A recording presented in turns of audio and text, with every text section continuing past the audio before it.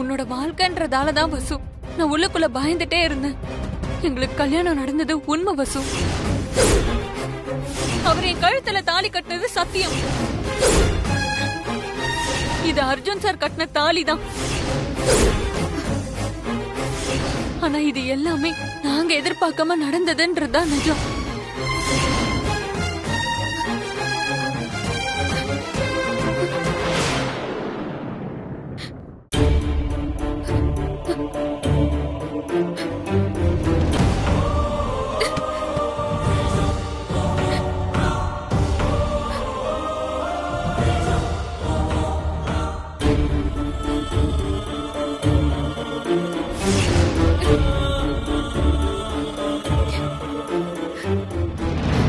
Sorry வசு, எல்லாமே தெரியாம நடந்துருச்சு.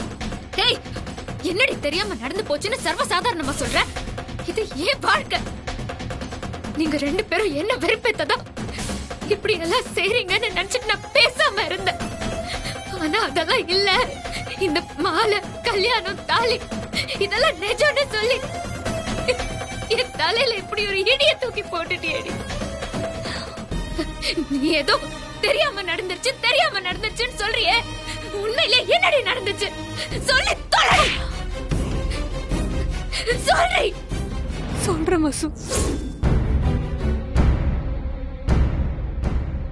அர்ஜுன் சார், ஏன் இவ்வளவு டென்ஷனா இருக்கீங்க? ரிலாக்ஸ்டா இருங்க. இல்ல ஷாலினி, என்னால ரிலாக்ஸா இருக்கவே முடியல. இன்னைக்கு ஆபீஸ்ல நடந்தது உனக்கே தெரியும்ல. அந்த வசு இப்படியே விட்டா என்ன ஓவரா இரிட்டேட் பண்ணிட்டே இருப்பா. இப்பதான் அவ இங்க இல்ல, அப்புறம் ஏன் இவ்ளோ டென்ஷன்? அதுவும் சரிதான் Shalini, I am very sorry. தேவையில்லாம உன்னை நான் டென்ஷன் ஆக்கிட்டேன். என்ன சார் இது புதுசா சாரி எல்லாம்? நான் சொல்ல வந்ததே வேற. தேவையில்லாம அந்த வசுந்தராவை நினைச்சாலே பேச்சே மாறிடுது. அம்மா எப்படி இருக்காங்க? அவங்க ஹெல்த் இப்ப எப்படி இருக்கு? சார், அதை ஏன் சார் கேக்குறீங்க? ஒரு நாள் நல்லா இருக்காங்க, அவங்களே எல்லா வேலையும் செய்யறாங்க. இன்னொரு நாள் அவங்களால எழுந்திருக்க கூட முடியல, ரொம்ப கஷ்டப்படுறாங்க. நீ பயப்படாத, அது எல்லாத்தையும் நான் பாத்துக்கிறேன். நீ அம்மாவுக்கு போன் பண்ணி உடனே இங்க வர சொல்லு. அம்மாவையா? இப்பவா? இங்கயா சார்? பயப்படாத ஷாலினி, எல்லாமே நல்ல விஷயம்தான்.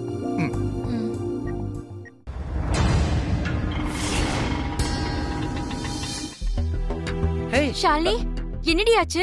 என்ன மா, நீ பயப்படுற அளவுக்கு ஒண்ணு இல்ல, உட்காரு. உட்காருங்க. ஏண்டி, வயசு பொண்ணு ராத்திரி நேரத்துல உடனே வான போன் பண்ணா எந்த அம்மாக்காரிக்கிடி பயம் வராது? நான் தான் ஷாலினி கிட்ட சொல்லி உங்களை இங்க வர சொன்னேன். புரியலையே தம்பி, ராத்திரியோட ராத்திரியா அப்படி என்ன அவசரம்? எல்லாம் உங்க ஹெல்த்த பத்தி தாமா. என்ன தம்பி சொல்றீங்க? பக்கத்துல ஒரு கோயில் இருக்கு, அங்க ஒரு விசேஷ பூஜை பண்ணி வேண்டிக்கிட்டா எப்பேற்பட்ட வியாதியும் சரியா போயிடுமா. ஆனா இப்ப கோயில் நட சாத்திர நேரமாச்சே, இப்ப போக முடியாதே. இந்த கோயிலோட சிறப்பே அர்த்தராத்திரி பூஜை தான். ராத்திரி ஹோமம் பண்ணி வேண்டிக்கணும். அப்படி பண்ணுனா எல்லாமே நல்லபடியா நடக்கும். அர்ஜுன் எங்களை சாப்பிட சொல்லிட்டு அவர் போய் ஏதோ வாங்கிட்டு வந்தாரு. சாப்பிட்டீங்களா ஷாலினி? அம்மா நல்லா சாப்பிட்டாங்களா? சாப்பிட்டாங்க சார். சரி வாங்க போலாம். ஷாலினி, நீயும் அம்மாவும் போய் இதுல இருக்க புது புடவை கட்டிட்டு வாங்க. இப்ப எதுக்கு சார் இந்த புது ட்ரெஸ்லாம்? பூஜை பண்ணும்போது இந்த புது ட்ரெஸ் போட்டு தான் பண்ணணும். அதெல்லாம் சொன்னா உனக்கு புரியாது. போ, அம்மாவை கூட்டிட்டு போயிட்டு ட்ரெஸ் பண்ணிட்டு வாங்க. போ.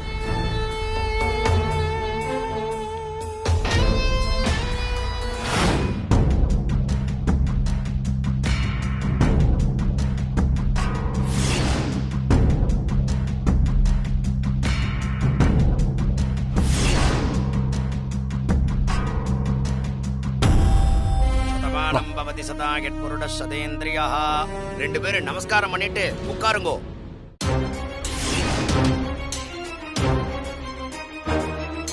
சார், நாம எதுக்கு சார் சேர்ந்து உட்காரணும்? அம்மாக்காக தானே இந்த பூஜை. இந்த பூஜை நல்லபடியா முடியணும். பூஜை நல்லபடியா முடியற வரைக்கும் ஐயரும் நானும் என்ன சொல்றோமோ அதை மட்டும் செய். ஓகே. தீர்காயுஷ்யமஸ்து மகாம்பிகாகி நமஹ. இந்த மாலையை வாங்கி நீங்க போட்டுங்கோ. ரோஜனோ ரோஜமான சோபன சோபமானஹ. இந்த மாலையை நீங்க போட்டுங்கோ. சதேந்திரிகே ஆயுஷ்யேவேந்திரிகே பிரதிதிஷ்டதி மகாகணபதயே நமஹ. தான் கிரஹீத்வா அக்ஷத கையில வாங்கிங்கோ, பிள்ளையார் நினைச்சுட்டு கூட்டிங்கோ. சுக்லாம் பரதரம் விஷ்ணும் சசிவர்ணம் சதுர்புஜம் பிரசன்னவதனம் தியாயே சர்வ விக்னோபசாந்தஜே. அர்ஜுன் சார், உங்களை நம்பிதான் இதெல்லாம் செய்யறேன். அம்மாக்கு உடம்பு சரியானா போதும். நீ ஒன்னும் பயப்படாத, எல்லாம் நான் பாத்துக்கிறேன். ரெண்டு பேரும் குலதெய்வத்தை நன்னா பிரார்த்தனை பண்ணிக்கோ. மகாலட்சுமி மகாம்பிகாகி நமஹ, பிரம்ம விஷ்ணு சுகாகி நமஹ, மகாகணபத்யாதி சமஸ்தாரிகா தேவதாயி நமஹ, குலதேவதாப்யோ நமஹ. அனந்த கோடி பிரார்த்தனை பிரதட்சணை நமஸ்காராணி சமர்ப்பயாமி.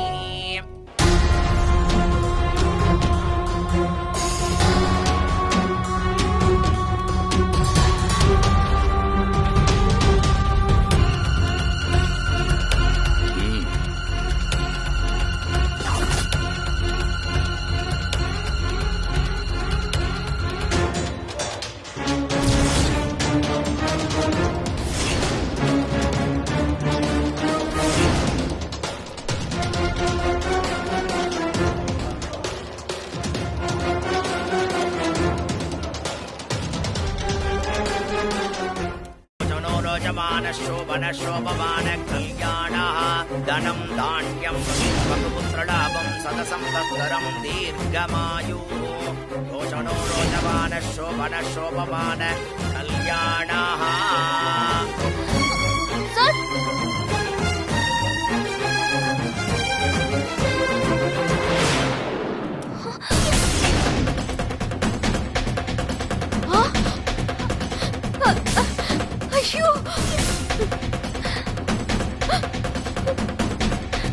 அர்ஜுன் சார், என்ன இது?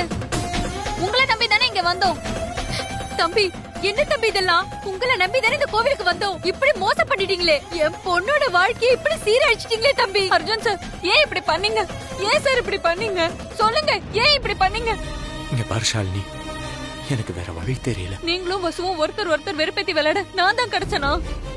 ஏழைங்கன்னா உங்களுக்கு அவ்வளவு இலக்கரமா போச்சா? ஷாலினி, அப்படி எல்லாம் பேசாத ஷாலினி.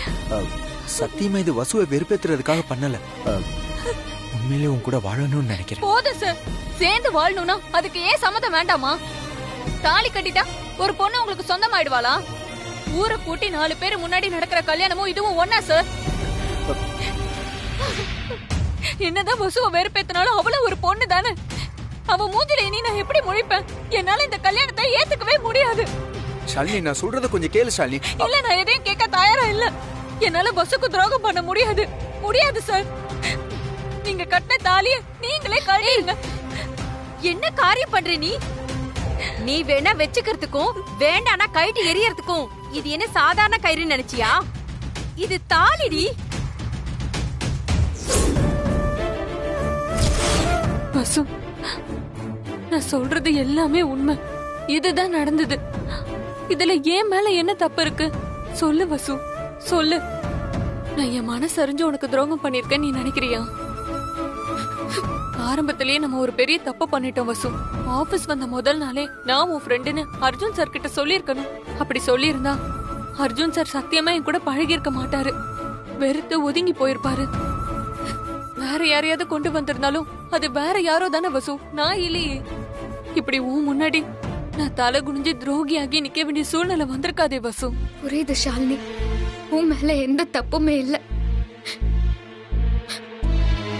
அர்ஜுன் சார் என் மேல கோபமா இருக்காருன்னு எனக்கு நல்லாவே தெரியும்.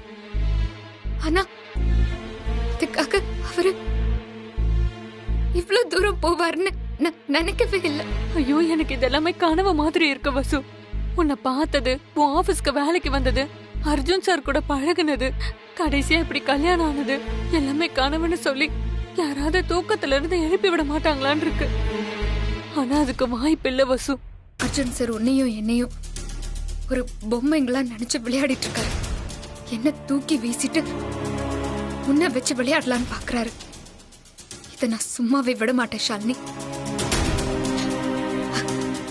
என் வாழ்க்கைய பத்தி எனக்கு கவலை இல்ல. என்னெல்லாம் பார்க்க கூடாதோ அது எல்லாத்தையும் நான் பார்த்துட்டேன்.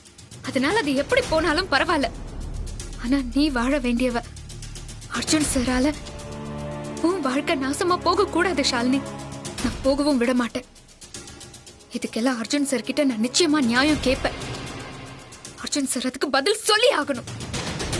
ஷாலினி, நீ என் கூட வா வா.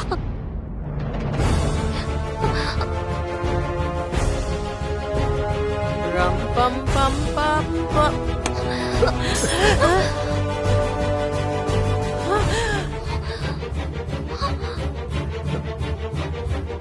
வசு,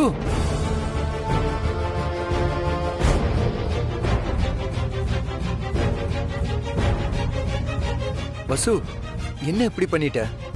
கண்ணாடி கிளாஸ் வசு, உடைஞ்சது கை காலெல்லாம் கிழிச்சிரும் வசு. என்ன பண்ற? பேசாம இருங்க.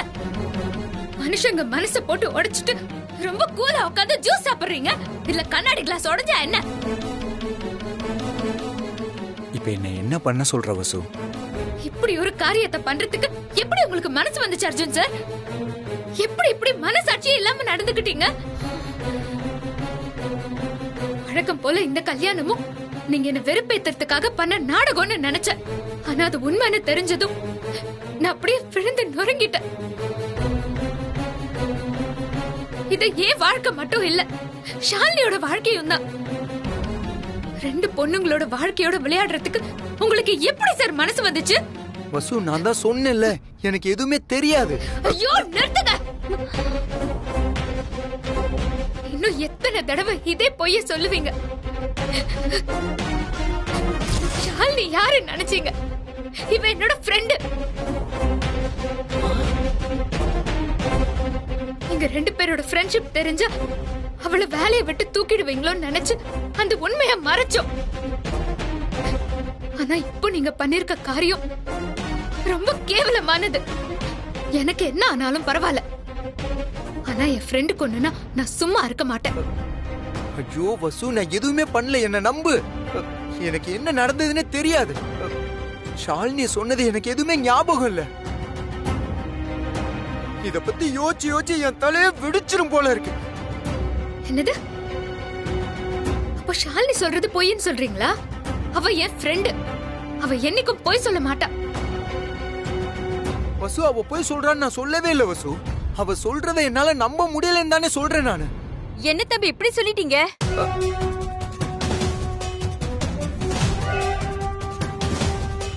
நான் சரியான நேரத்துக்கு தான் வந்திருக்கேன். இல்லனா என் பொண்ண மோசக்காரியாக்கி ஒழுக்கம் கெட்டவனு வெளியே அனுப்பியிருப்பீங்க. ஐயோ அப்படி இல்லம்மா, நான் ஷாலினிக்காக தான் பேசிட்டு இருக்கேன். ஆனா இந்த தம்பி பேசுறது அப்படி இல்லையாம்மா. நான் எவ்வளவோ சொல்லியும் நீங்க தானே கோவிலுக்கு வாங்கன்னு எங்களை கட்டாயப்படுத்தி கூட்டிட்டு போனீங்க. உங்களை நம்பி தானங்க தம்பி நாங்க வந்தோம். ஆனா திடீர்னு அங்க வச்சு இவ கழுத்துல தாலி கட்டுவீங்கன்னு நான் கனவுல கூட நினைக்கல. செம்மையா பண்றியேமா. தம்பி, நாங்க ஏழைங்க தான், ஆனா மானத்தோட வாழ்றவங்க. என்னடா இப்படி ஆயிடுச்சே? எப்படி இவங்க மூஞ்சில எல்லாம் முழிக்கிறதுன்னு நான் இங்க வராமலேயே இருந்தேன். சம்மந்தி அம்மா தான் போன் பண்ணி வர சொன்னதுனால இப்ப வந்தேன். நல்ல நேரம், நான் வந்துட்டேன். இந்நேரம் என் பொண்ண பொல்லாதவளாக்கி அடிச்சு துரத்திருப்பீங்கல்ல. ஐயோ அதெல்லாம் எப்படிமா நடக்கும்? உங்களையும் உங்க பொண்ணையும் இந்த வீட்ல யார் மதிக்கணுமோ அவங்க மதிக்கிறாங்கல்ல. அப்புறம் நீங்க மத்தவங்கள பத்தி கவலைப்பட்டுட்டு இருக்கீங்க? நீ பாருங்க, நடந்தது என்னமோ நடந்து போச்சு. இனி அதெல்லாம் எதுவுமே மாத்த முடியாது. உங்க பொண்ணுதான் இந்த வீட்டுக்கு மருமக, அதுல எந்த மாற்றமுமே கிடையாது. அவளை துரத்தி விட இங்க யாருக்கும் அதிகாரமே இல்ல. இங்க பாருங்க, உங்க சம்மந்தி எங்க முதலாளி அம்மாவே சொல்லிட்டாங்க. அதுல உங்களுக்கு சந்தோஷம் தானே? சம்மந்தியம்மா, நீங்க தேவையில்லாம கவலைப்பட வேண்டாம். உங்க பொண்ணுதான் என்னோட மருமகன்னு நான் முடிவு பண்ணிட்டேன். இனி அவ சந்தோஷமா இருப்பா. அவளுக்கு ஒரு குறையும் இல்லாம நான் பாத்துக்கிறேன். நீங்க எதுக்கும் கவலைப்பட வேண்டாம். ரொம்ப நன்றி சம்மந்தி அம்மா. இத பாருங்க, எல்லாருக்கும் நான் ஒண்ணு சொல்றேன், கேட்டுக்கோங்க.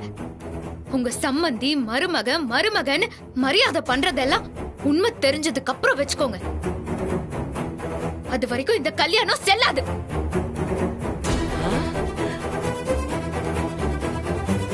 இது ரெண்டு பேருக்கும் சம்மதம் இல்லாம நடந்த கல்யாணம். ஷாலினி எதிர்பாராத நேரத்துல அர்ஜுன் சார் தாலி கட்டியிருக்காரு. அப்படி பார்த்தா இது செல்லாது. வசு, உன் கழுத்துல தாலி கட்டும் போது கூட அர்ஜுன் தம்பிக்கு நீ யாருன்னே தெரியாது. இனியா நினைச்சுதான் உன் கழுத்துல அவர் தாலியே கட்டினாரு. அப்புறம் நீ என்ன இந்த வீட்டை விட்டு வெளியே வா போயிட்ட? நல்ல நடு வீட்டுல சப்பனம் போட்டு உட்கார்ந்துருக்கல. அப்படி கேளுங்க பாட்டி. அப்போவாவது அவளுக்கு உரைக்குதான்னு பாப்போம். அது பாட்டி, எனக்கும் ஷாலினிக்கும் நிறைய வித்தியாசம் இருக்கு. என்ன ஒரு 6 வித்தியாசம் இருக்குமா? அர்ஜுன் சாரும் நானும் லவ் பண்ணோம். இல்லன்னு சொல்ல முடியுமா? அன்னைக்கு நானும் அவரும் ஒண்ணு சேரலனாலும் இன்னொரு நாள் கண்டிப்பா கல்யாணம் நடந்திருக்கும். ஷாலினியும் அர்ஜுன் சாரும் லவ் பண்ணாங்களா? இல்ல. அப்படி இருக்கும்போது ரெண்டையும் கம்பேர் பண்றதே தப்பு. இந்த கல்யாணத்துல ஒரு மர்மம் இருக்கு. அதை நான் கண்டுபிடிச்சே தீர்வேன். அது வரைக்கும் யாரும் தேவையில்லாம பேசி என்னோட வாழ்க்கையில விளையாட வேண்டாம்.